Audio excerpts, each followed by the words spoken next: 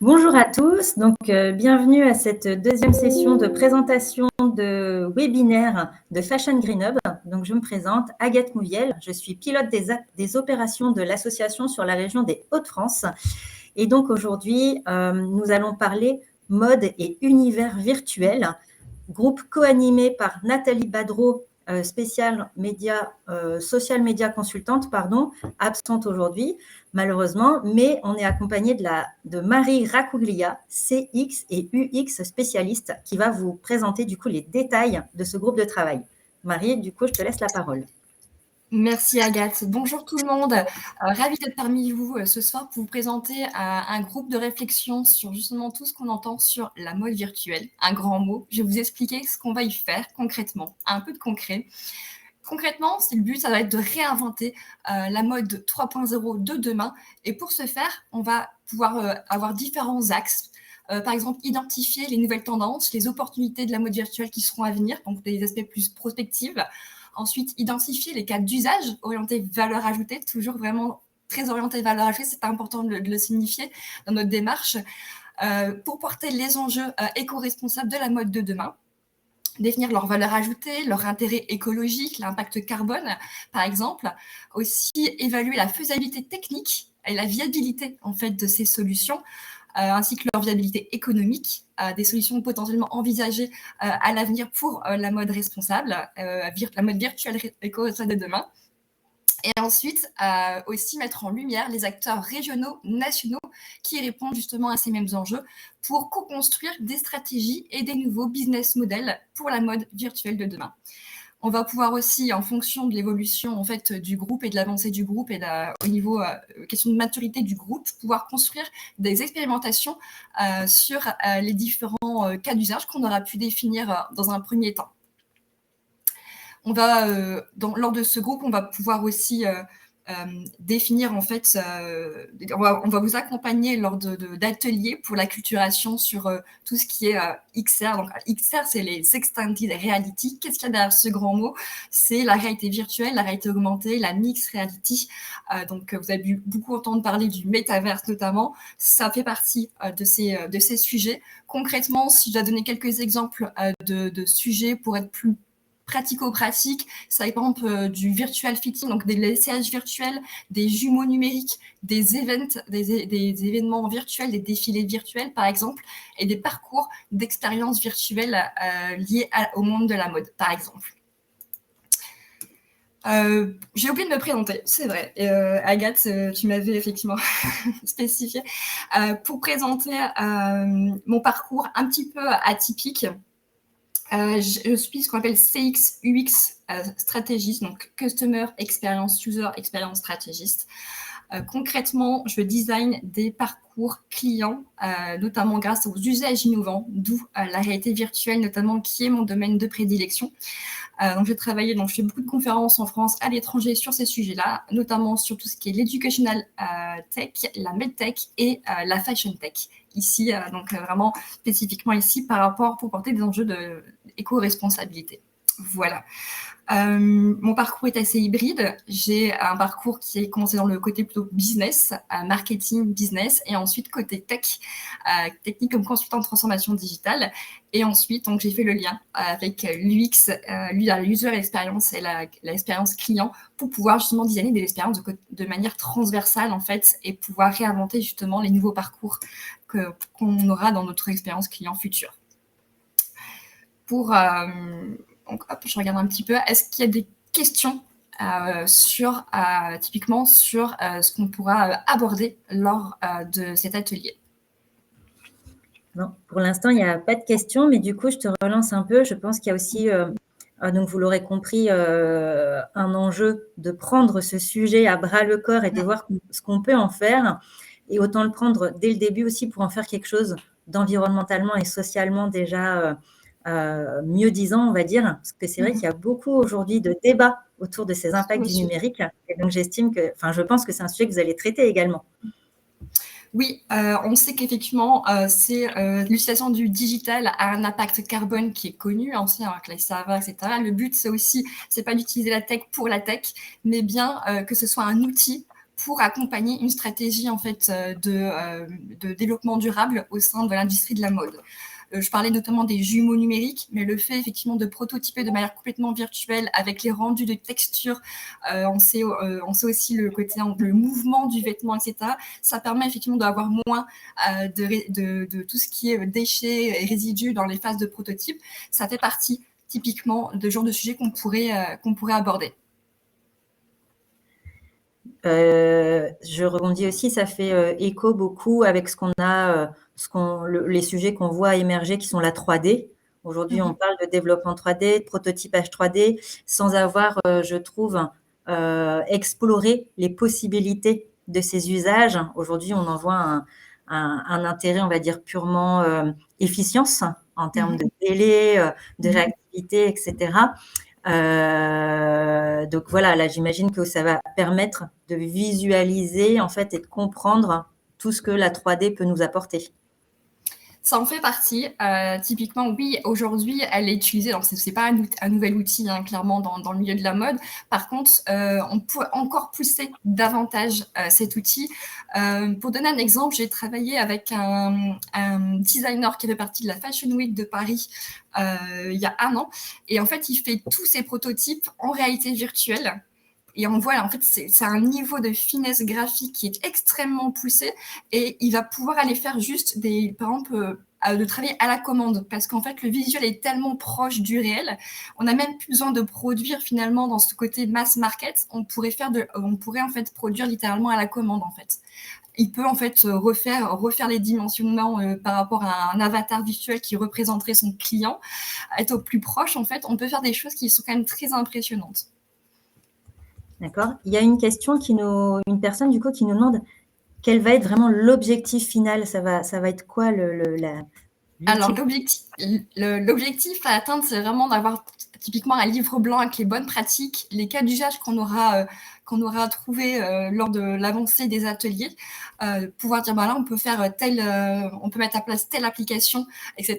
Ça a une faisabilité technique, ça a un coût carbone, etc. On va identifier vraiment, on va définir précisément ces cas d'usage et on va pouvoir donc partager au sein d'une communauté ces différents cas d'usage et aussi potentiellement aussi faire ce qu'on appelle des POC, des Proof of Concept, donc c'est-à-dire des tests. Ça serait l'idéal effectivement si on peut aller jusqu'à cette finalité pour pouvoir éprouver le concept du cas d'usage qu'on aura trouvé, qu'on aura défini lors des ateliers. C'est ça, c'est que le groupe de travail, il est adapté aux besoins des participants et avancera au fur et à mesure aussi des capacités de chacun à pouvoir tester, éprouver des solutions, etc. Ou à imaginer en fait des utilisations possibles. Peut-être qu'aujourd'hui, il y a encore des choses à découvrir. Typiquement, c'est pour ça qu'on a fait le choix en fait de laisser large les sujets. J'en ai listé quelques-uns tout à l'heure, le virtual fitting, les jumeaux numériques, j'en ai cité quelques-uns. Mais pour le coup, on préfère effectivement dans un premier temps voir avec les membres du groupe ce qui leur appétence en fait pour les différents sujets par rapport à leurs besoins aussi. Et on va faire la technique effectivement de l'entonnoir. On va effectivement se concentrer ensuite vers des cas d'usage en lien avec les besoins des participants du groupe. Autre question, du coup, doit-on être utilisateur régulier des outils de 3D pour participer au groupe? Alors, pas du tout. Pas du tout. Moi-même, je ne travaille pas sur les outils 3D au quotidien. Pour le coup, non. Et même sur tout ce qui est les technologies en fait, immersives, j'ai prévu en fait de vous faire tester le casque de réalité virtuelle pour ceux qui n'ont jamais testé notamment pour que vous puissiez ressentir parce qu'il y a vraiment une particularité immersive, une immersivité qui est très particulière à ressentir. Donc tout ça, non, en fait, voilà, c'est pas un besoin sur ce point-là. Le point, c'est vraiment d'être là en présent plutôt sur le côté réflexion, en fait, côté vraiment conception en fait de la solution, parce que chacun a des expertises spécifiques et c'est cette expertise pluridisciplinaire qui est très intéressante au sein du groupe pour enrichir les réflexions et pour la rendre très pertinente et toujours garder cette valeur ajoutée qu'on cherche tant dans la conception digitale. Et ensuite, s'il y a besoin d'expertise, on ira les chercher. J'ai un réseau que je pourrais mobiliser si on doit faire des tests, etc. Et est-ce qu'il faut être une marque déjà implantée ou est-ce qu'on peut être simplement porteur de projet ou créateur en étant curieux ou est-ce qu'il faut quand même pouvoir tester des choses? Alors, moi, je trouve que la curiosité, c'est la plus grande des qualités au monde. Donc, pour le coup, surtout quand on voit mon parcours, c'est voilà. Donc non, en fait, je pense que toutes les personnes qui sont vraiment intéressées, qui ont envie de s'engager à réfléchir sur ces sujets sont bienvenues. Parce que je trouve que ça enrichit énormément la réflexion d'avoir des points de vue, même des fois des personnes qui peuvent être porteurs de projets, mais pas forcément dans l'industrie, vraiment dans une entreprise spécialisée mode, etc., mais ont un projet justement sur ces sujets-là, sont engagés dans le développement durable avec grand plaisir. Avec grand plaisir, je pense que c'est gagnant pour tout le monde.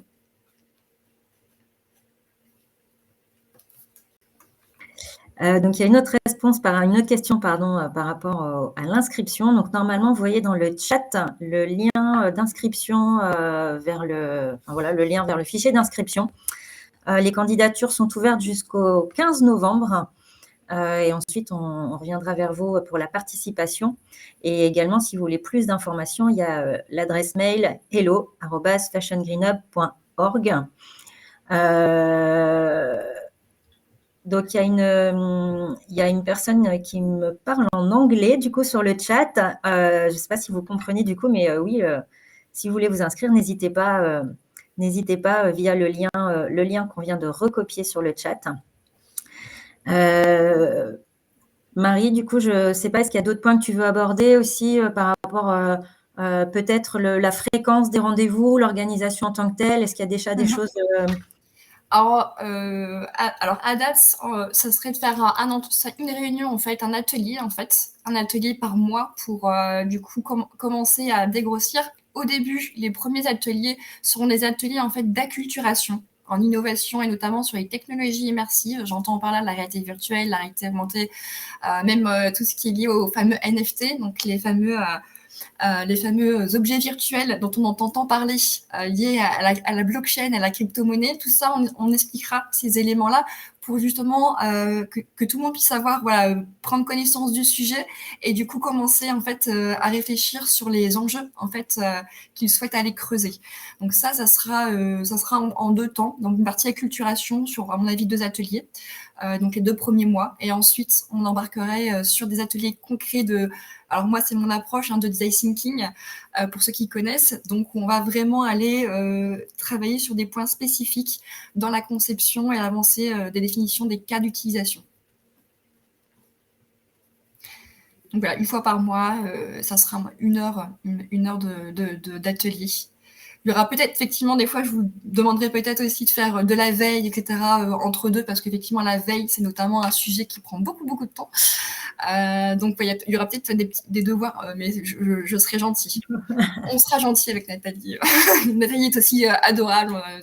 Voilà, elle est très, elle est bloquée, comme Kagan l'a dit en commentaire dans le train. C'est quelqu'un que j'apprécie énormément, qui a une expertise sur le sujet que j'apprécie beaucoup. Et je pense qu'avec nos 2 tempéraments, oui, ça va être sympa comme ambiance, vraiment.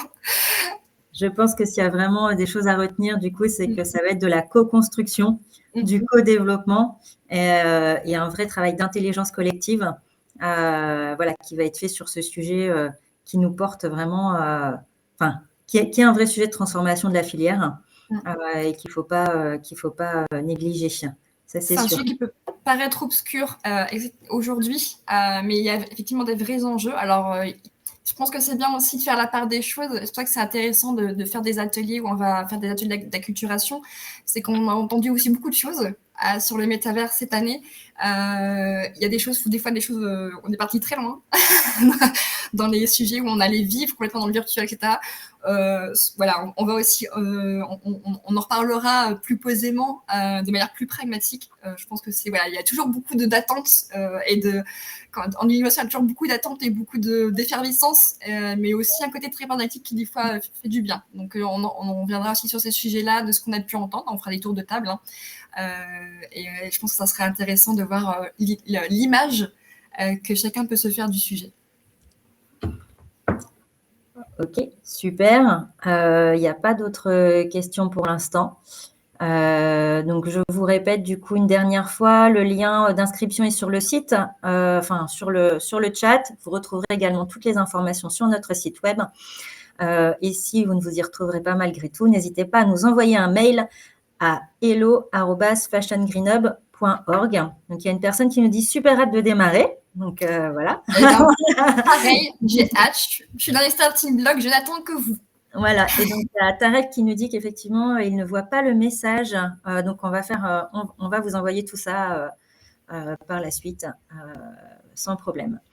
Voilà, écoutez, je pense, Marie, qu'on a fini. Merci beaucoup pour cette présentation. Nathalie, j'espère que via ton train, du coup, tu auras quand même pu comprendre tous nos échanges. Voilà, un super binôme pour animer ce groupe de travail sur toute cette année. Et alors, peut-être juste un dernier point. Est-ce que vous avez déjà défini une date de démarrage ?